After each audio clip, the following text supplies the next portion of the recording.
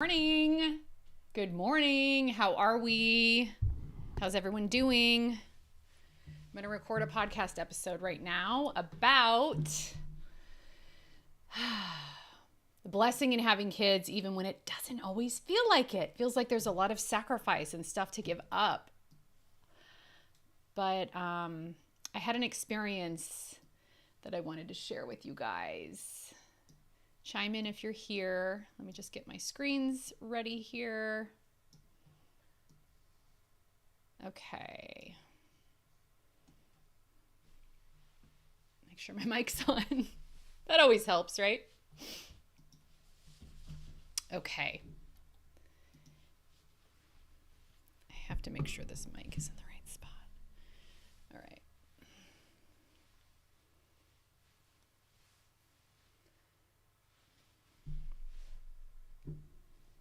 So some of you writers out there will get this, but there's this weird thing when you write from the heart, because sometimes when you have stories, you have to like change who they're about, change the names, change little details in encounters that you want to share so that people in your life don't feel exposed, right?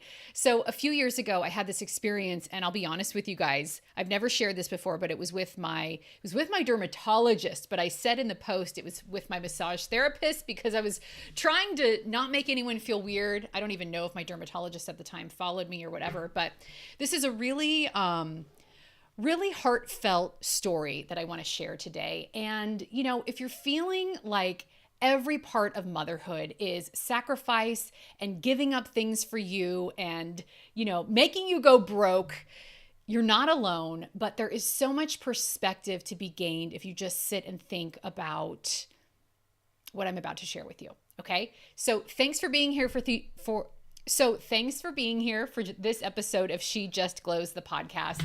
I'm Janie. I run Joy Coaching with Janie. If you're interested in hooking up and having some private support, walking through whatever is making you feel stuck in your life right now, I encourage you to reach out through DM or through the link in the episode notes. You can find me on social media at She Just Glows on Facebook and Instagram. And I just joined TikTok, and my handle there is Joy Coaching with Janie, just to really confuse you, right? Okay. So this is a story that, again, I had to change some of the personal details when I shared it at the time. And it really helped put in perspective for me what the heck I'm doing when it comes to mothering these little kids, and the sense of, well, giving up a lot of things I want that comes with motherhood. Okay, so here goes. I went to my massage therapist the other day. I know it sounds kind of odd, but I really wish I could be friends with her. She's so cool. A young, hip chick with long red hair, bright eyes, and long lashes. We talk about her 8-year-old son, and she asks me about my kids. And somehow in those 20 minutes, my twice yearly body massage feels more like a coffee date with a girlfriend. But today I left the office with a heavy heart. Right after complimenting my baby bump as she scanned my fat ass and told me those zits on my butt are from not showering after I work out, she looked at me with a serious question that had nothing to do with my sore back. So are you done after this one? I told her I wasn't sure, that most days I feel overwhelmed with 2 kids and I'm doubting my abilities with 3. But I come from a family of 4 kids, and that's always been in the back of my head. It's too early to say. She paused. You know those times when people ask a question, but they really just need to explain their answer? Then she started. My husband doesn't want any more kids, she said. He was an only child and he loved it. And we have our son, so we're done. The sad thing is our son doesn't want siblings anyway. I keep asking him all the time, hoping he'll say yes and that I can bring that to my husband. But he says, no, I want it to just be us.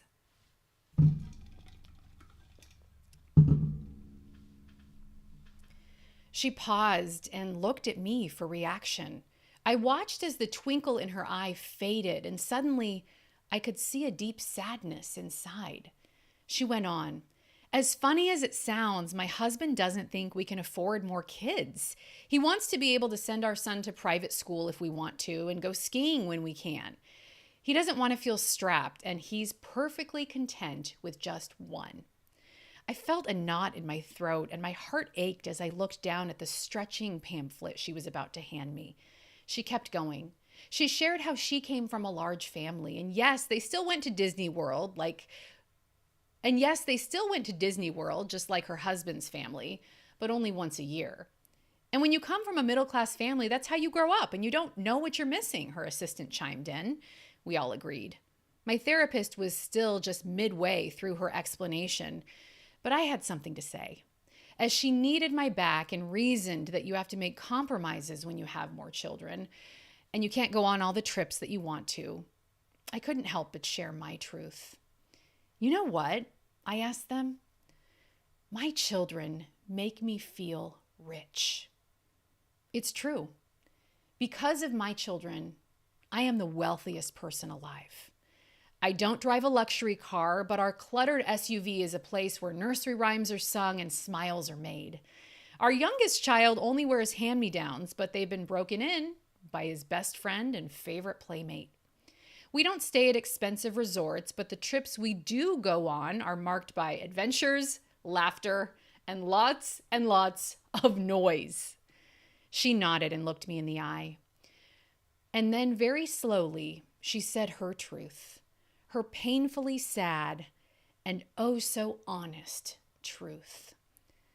My house is quiet, and I don't like it.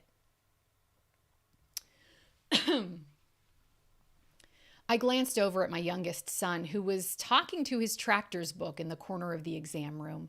I smiled as I thought about how he'd sprint through the hallways in a couple hours when we pick up his brother from preschool. How he'd run to Sully's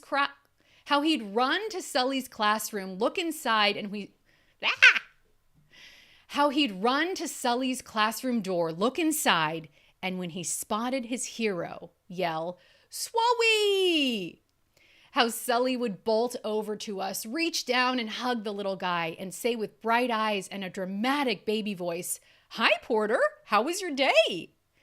And then Porter would look up at him with the eyes of a child who's right next to the most important person in his life. Quick side note, this was several years ago, and these two brothers had a huge fight this morning. I think they need to read this post to remember that they used to love each other. Okay, side note over. Then I smiled again as I pictured the beauty I'd experience in hearing my boys play together later that afternoon, learning to talk and communicate as they'd barter over Spider-Man cars and Play-Doh. I smiled as I thought about tonight after dinner when Porter will break out in belly laughs at his brother's antics, even with tears still in his eyes from an unhappy sibling moment seconds before. Sully is his hero, and there's no offense too great for little brother's forgiveness. I smiled as I pictured those blessed moments this weekend when I'll sit in our living room and watch them playing in the backyard. The older one teaching the younger one how to use the toy fishing pole and getting down on one knee with him when he falls off the slide.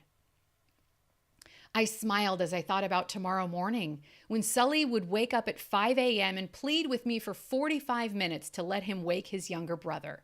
When I'd finally relent, he'd squeal with delight, bound through the door, turn on the light and yell, "Good morning, Porter!"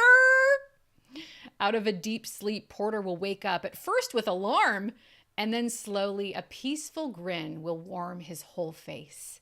As he squints to look out of his crib, he is seeing his most favorite face of all. As I left the appointment, I passed my therapist's shiny black Mercedes and looked inside. There was nothing in the back seat except a notebook and perfectly clean leather seats. The newly washed exterior gleamed in the sun. Yeah, it'd be nice to drive that car. But as I climbed into our Suburban past a dirty diaper and the stench of stale milk that had spilled in the back 2 weeks ago, I knew one thing. Our children are so much more than school tuition payments and endless boxes of diapers and laundry loads. They are so much more than 5 p.m. headaches and not being able to shower for days. They are so much more than perfect cars and Disney vacations and brand new clothes. My children are what make my life rich. They are my legacy. It's true. You never feel like you can afford to have kids. But now I know I could have never, but now I know I could never afford not to either. Have a great day, guys.